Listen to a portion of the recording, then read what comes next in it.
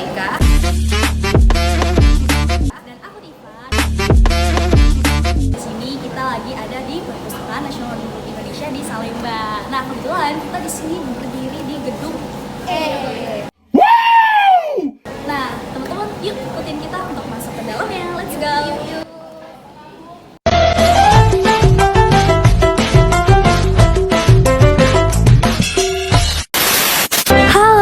Semuanya. Nih, sekarang kita ada di lantai 4. Yuk kita masuk dan teman-teman bisa melihat nih di lantai 4 tuh ada apa aja sih. Teman-teman pernah gak sih nemu buku lama yang jilitannya tuh udah mulai rusak? Nah, di video ini dibahas gimana cara benerin jilitan buku dengan aman dan tepat. Ada 2 jenis jilitan yang paling sering ditemui. Yang pertama, jilitan jahit alias cutteran, biasanya dijahit di bagian lipatan.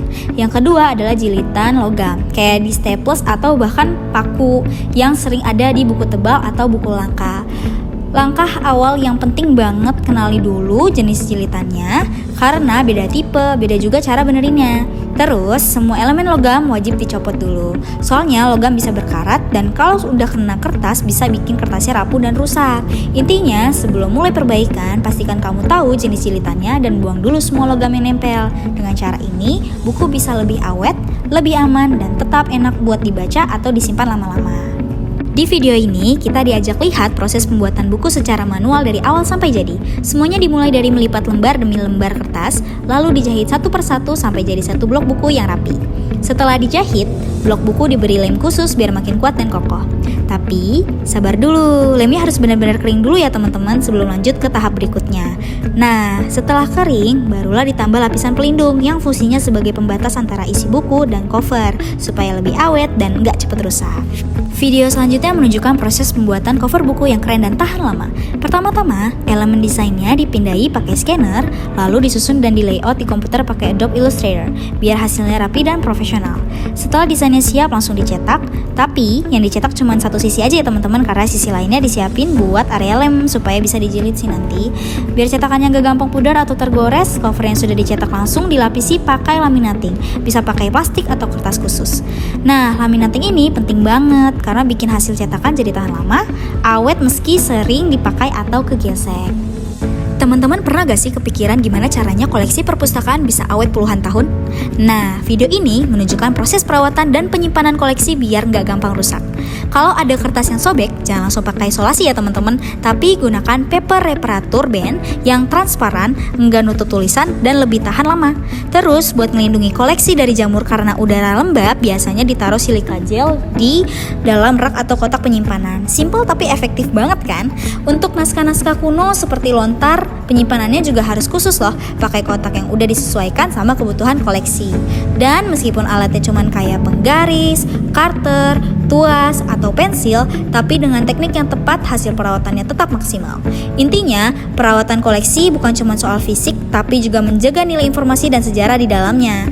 Makanya, semua proses ini penting banget, biar koleksi perpustakaan bisa tetap utuh dan bermanfaat buat generasi yang akan datang.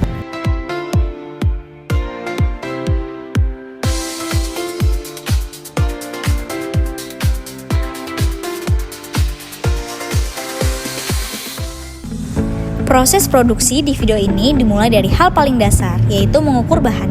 Bahan yang digunakan cukup tebal dan kokoh, bahkan sampai dibilang setegas undang-undang. Setelah diukur dengan presisi, bahan dipotong menggunakan mesin kacip khusus untuk memastikan hasil potongannya rapi dan sesuai ukuran. Setelah itu, masuk ke tahap perakitan. Di sini, bagian-bagian yang sudah dipotong dirangkai jadi satu produk utuh yang siap digunakan. Kemungkinan besar berupa bahan bacaan atau dokumen karena disebut bisa dibaca dan jumlahnya banyak banget. Menariknya, ada juga pembahasan soal jalbaj yang tampaknya jadi bagian unik dari produk dan cukup disukai beberapa orang. Ini menunjukkan bahwa dalam produksi ada elemen khusus yang jadi daya tarik tersendiri. Semua proses dilakukan secara berurutan dan teliti, mulai dari pengukuran, pemotongan, sampai perakitan, biar kualitas produk tetap terjaga meskipun diproduksi dalam jumlah besar.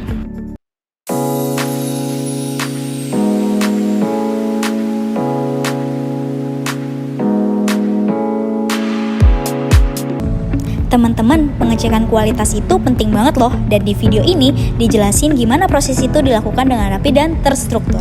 Semua hasil kerja dicek satu persatu, mulai dari tampilan depan belakang, kondisi lipatan, sampai detail kecil lainnya.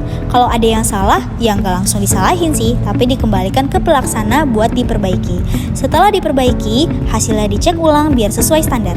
Setiap pengecekan bakal distempel oleh tim QC sebagai bukti tanggung jawab.